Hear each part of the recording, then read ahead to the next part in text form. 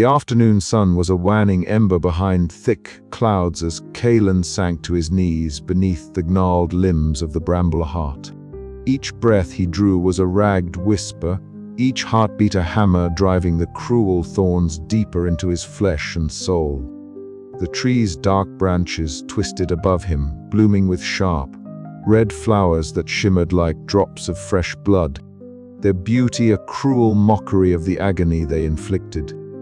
Pain had become his constant companion since the bond had begun, but today it pressed into him with a force that threatened to unravel the fragile thread holding his mind together.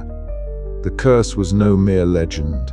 It was a living torment that clawed at his senses, conjuring shadows from his past and whispering doubts that sought to drown his resolve. Caelan, a voice called softly through the restless wind, fragile as a leaf yet charged with urgency. He lifted his head, eyes heavy and blurred. From the edge of the grove emerged a figure, broad-shouldered and familiar, Sir Joran. The sight stirred a tempest of emotions, relief, suspicion, and a flicker of hope.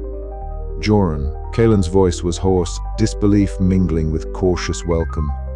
Joran's grin was rough, but genuine as he approached the wounded knight, the firelight from a nearby campfire dancing across his weathered features. "Thought you might need a friend," he said, voice steady yet carrying an edge of concern. The years of silence between them weighed heavily, their last meeting stained with failure and loss. Yet, in this moment, the unspoken bond of brotherhood bridged the chasm, offering a lifeline. Alicia soon joined them, her presence a soothing balm amid the chaos. She knelt beside Caelan, her slender hands gentle as they pressed herbal poultices to the bleeding thorns. Her voice rose in soft chants, ancient words that seemed to weave protection around him. Outside, the thorn trees whispered in the wind, their blooms trembling as if sensing the struggle within their bonded knight. "The curse tightens," Alicia warned, her emerald eyes reflecting both knowledge and sorrow. "You must hold fast, Caelan. The bond demands sacrifice, but it also grants strength." Caelan swallowed hard, the truth of her words settling like cold stone in his chest. The bramble heart was both his tormentor and his salvation, and the path ahead was fraught with peril. As night deepened, tensions flared between the two knights. Sir Joran's brashness clashed with Caelan's brooding silence, their words sharp with old grievances and fresh fears. "You can't face this alone," Joran insisted, frustration and care tangled in his tone. "Trust me, Caelan. We need each other if we to survive this curse and the enemies it draws." Caelan's scowl was fierce but wary. "Trust is a luxury I cannot afford. Not after what happened."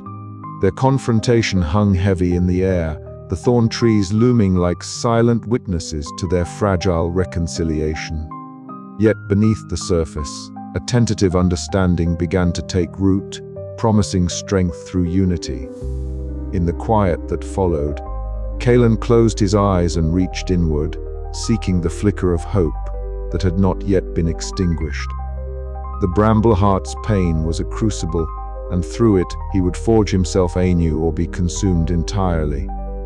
The night whispered of trials yet to come, but for the first time in many moons, Caelan felt a spark of something beyond despair, the resilience born of brotherhood and the stubborn flame of hope. And as the thorns bloomed around him, so too did the promise of redemption. The flickering candlelight cast long shadows across the worn oak table as Lady Myron carefully unfolded yet another parchment, her eyes scanning the dense script with growing unease. The chamber was silent but for the soft rustle of paper and the distant murmur of the court beyond the heavy stone walls. Each intercepted letter, each secret missive she had gathered in recent weeks, painted a chilling portrait. Lord Maric's reach was deeper and more insidious than anyone had dared suspect. "This is worse than we imagined," Myron murmured, her voice a mixture of frustration and grim resolve. She traced a line of ink with a slender finger, her emerald eyes sharp beneath furrowed brows. "He's orchestrating lies to further discredit Caelan, twisting truths into weapons. Across the room, Caelan sat silent and still, his scarred cheek catching the candlelight. His gaze was distant, but the tension in his jaw betrayed the storm within. "The court has always been a tempest," he said quietly, "but now the winds have shifted to a storm aimed squarely at me." Myron nodded. "And it's not just your honor they seek to destroy. The Thorn binding tradition itself is at stake. Maric wants control not just of the throne, but of the very soul of the kingdom." The weight of her words settled heavily between them. Outside, the faint scent of blooming thorns drifted through a slightly cracked window, a bittersweet reminder of the peril and power entwined with Caelan's fate. Later that evening, beneath the towering, twisted branches of the thorn groves, Elysia approached Caelan with cautious steps. Her auburn hair caught the moonlight, and her eyes, bright as emerald leaves, held a grave tenderness. "The Brambleheart's curse is deepening," she said softly, her voice almost lost amid the whispering leaves. "I fear it grows darker with each passing day, feeding on your strength and will. You must tread carefully, Caelan. The bond you forged is as fragile as it is powerful." He inhaled deeply, the sharp scent of the thorns mingling with the cool night air. "I feel it," he admitted. "The pain, the voices. But I cannot turn back now." Alicia's gaze lingered on him, sympathetic yet resolute. "Then you must hold fast to your purpose. The kingdom needs you more than you know." Back within the shadowed corridors of the royal court, Lord Maric stood, his dark armor gleaming faintly with the blackened thorns that adorned it like a living crown of corruption. Around him, his loyal knights awaited orders, their faces masked in shadows. "The time has come," Maric declared, his voice cold and unwavering. "Crush the insolence of Thorn. Let the kingdom see the futility of rebellion." The knights responded with a unified nod, the metallic clink of their armor echoing ominously. As the night deepened, a secret gathering took place in a secluded grove where Caelan, Lady Myron, and Elysia met beneath the canopy of thorny branches. The last light of dusk filtered through the leaves, casting a muted glow on their determined faces. "We cannot face this alone," Myron said, her tone steady despite the gravity of their plight. "Maric's web of deceit is vast, but so is our resolve." Caelan clenched his fists, feeling the pulse of the Brambleheart within him, a mixture of pain and power that had become his constant companion. "Then we prepare for the fight ahead, for the truth to be seen." Elysia stepped forward, her voice a whisper yet filled with conviction. "And may the blooming thorns remind us that from sacrifice, new life can emerge even in the darkest soil." As night swallowed the grove, the trios whispered plans wove a fragile hope amid the encroaching shadows, signaling that the coming days would test not only their strength, but the very soul of the kingdom itself. Yet, in the depths of his heart, Caelan knew the question that loomed larger than any blade or battle: could he withstand the darkness within and without? Or would the Brambleheart's curse claim him as it had so many before? The answer would reveal itself soon enough, beneath the ever-blooming thorns. The thick mist coiled like a living thing among the towering thorns, their twisted branches seeming to reach out with silent fingers. As Caelan made his way deeper into the grove, his breath came in steady puffs, the cold air biting at his lungs, but his eyes were fixed on the figure waiting beneath the largest of the thorn trees.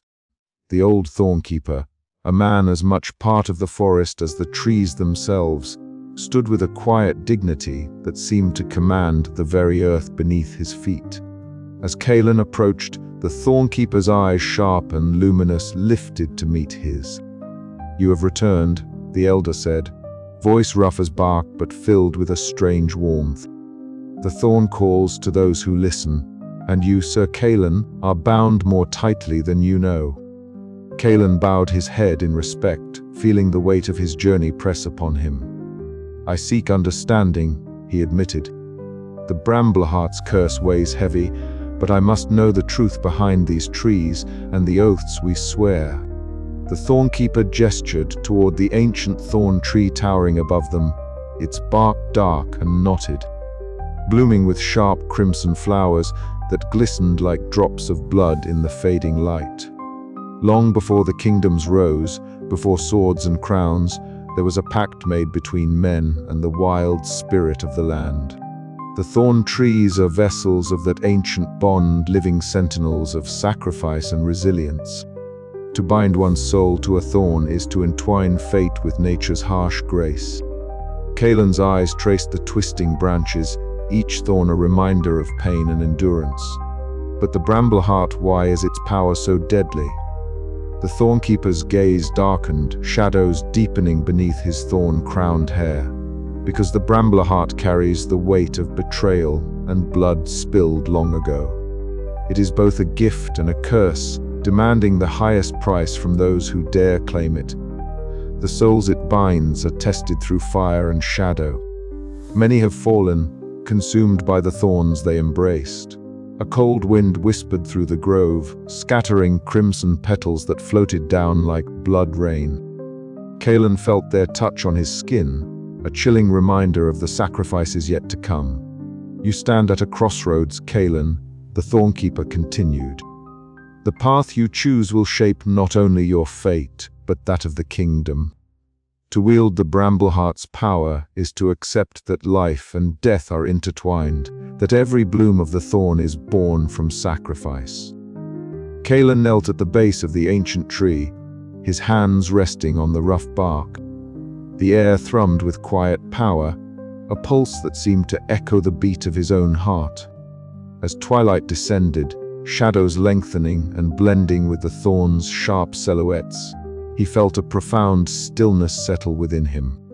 "I am ready," Caelan whispered, voice steady despite the storm of doubt within.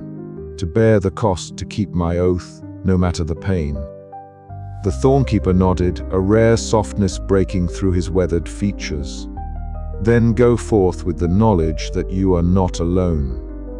The thorn and the soul are bound by more than oath, they are entwined by the ancient spirit of sacrifice. Remember this when the darkness comes." As the last light faded from the sky, Caelan rose, the Thornkeeper's words etched deep into his spirit.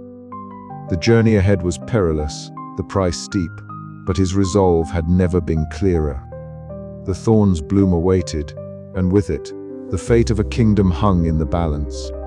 With a final glance at the ancient guardian, Caelan turned back toward the path, the weight of history and hope mingling in his heart. The thorn-bound oath was more than tradition, it was a living testament to sacrifice, and he would carry it to the end. The dusky twilight folded over the thorn groves like a heavy cloak, the air thick with the scent of earth and sharp, metallic tangs from the bleeding thorns that clung to the Brambleheart's gnarled branches. Sir Cael Thorn stood at the edge of the clearing, his breath steady but shallow, eyes fixed unwaveringly on the tree that had become the axis of his fate. The legendary Brambleheart loomed before him, a living monument of both beauty and death, its twisting limbs adorned with vibrant thorns that gleamed red as if perpetually stained by sacrifice. A cold wind stirred, rustling the thorn leaves in a whispering susurration that seemed almost sentient, carrying voices of fallen knights and forgotten oaths. Caelan's scarred hand clenched into a fist at his side, muscles taut beneath the worn leather of his tunic. The weight of his past failures pressed down on his chest, a relentless pressure that threatened to suffocate the fragile hope he clung to. Yet beyond the shadows of guilt, a stubborn ember of resolve burned fiercely. "Caelan," a soft voice called from behind, drawing his gaze away from the ominous tree. Elysia approached, her steps light on the mossy ground. The auburn glow of her hair caught the last rays of sunlight, and her emerald eyes held a mixture of compassion and caution. In her hands, she carried a satchel of herbs and salves, a balm for wounds both visible and unseen. "Are you certain of this?" she asked quietly, kneeling beside him. Once you bind yourself fully, the Brambleheart's curse will run through your veins. It will pierce your flesh and your soul. Many have tried and none have survived. Caelan met her gaze, his voice low but steady. I have no other path, Elysia. If I am to reclaim what was lost, if I am to protect what remains, I must embrace the risk. The kingdom needs more than a broken knight. It needs a symbol of sacrifice. She nodded slowly, lips pressed into a line of reluctant acceptance. Then let me prepare you. The ritual demands more than courage. It requires surrender. As Elysia busied herself with preparations, mixing crushed petals and thorn sap into a paste, the old thornkeeper emerged silently from the shadows of the grove. His eyes, sharp as ancient blades, regarded Caelan with a mixture of pity and respect. Many have come seeking the Brambleheart's power, the thornkeeper intoned, his voice like the rustling leaves. But few understand the cost. The tree does not merely bind, it consumes. It thrives on sacrifice. Your spirit will be tested beyond the edge of pain. Caelan bowed his head slightly. I am prepared to pay the price. The old man's gaze lingered on him, then softened. Remember this, the bond is not only a trial of strength, but of heart. Your will must bloom amidst the thorns, or it will wither and die. With the ritual circle drawn, Elysia began chanting the ancient words, her voice weaving through the grove like gentle wind. Caelan stepped forward, bare hand reaching toward the bark of the Brambleheart. The moment his skin touched the rough surface, a sharp sting erupted as the thorns pierced deep, sending a searing pain that rippled through his arm and surged into his very soul. Visions flooded his mind, flashes of knights who had succumbed, their faces twisted in agony. Shadows of the corrupt nobles who betrayed him. The kingdom's suffering mirrored in the bramble's twisted limbs. Every thorn that bloomed was a reminder of the oath he must keep. Yet beneath the torment a strange warmth blossomed, intertwining with the pain. His senses sharpened. The world became simultaneously clearer and more fragile. Through the agony, Caelan felt the first stirrings of transformation. He gritted his teeth, voice hoarse but resolute. I will not falter. The grove seemed to hold its breath as the bond solidified, the Brambleheart's thorns slowly retracting, leaving behind a faint glow where they had pierced. Caelan staggered but remained upright, his eyes now reflecting a fierce, unyielding light. Elysia stepped forward, her hand steady as she tended to the puncture wounds. You are stronger than I imagined. Caelan allowed a brief, wary smile. The true test begins now. As night fell, the thorn groves pulsed with quiet life, the Bramblehearts bloom, casting a faint crimson radiance over the land. Caelan's choice had sealed his path into darkness, into light, and into the uncertain dawn of a new destiny. But even as hope kindled within him, a single, haunting question lingered. Would the oath he had sworn be his salvation or his undoing? The wind whispered once more through the thorn leaves, carrying with it the promise of sacrifice yet to come. The air around the Brambleheart thickened with a palpable tension as Caelan sank to his knees beneath its sprawling, thorn-laden branches. The sky was a bruised canvas of twilight, and the wind whispered through the dark leaves like the plaintive sighs of forgotten souls. His breath came in ragged gusts, each inhalation tasting faintly of iron and earth, mingling with the sharp scent of blooming thorns. His hands trembled as he brushed his fingers over the bark, rough and alive beneath his touch, a living entity entwined with his very being.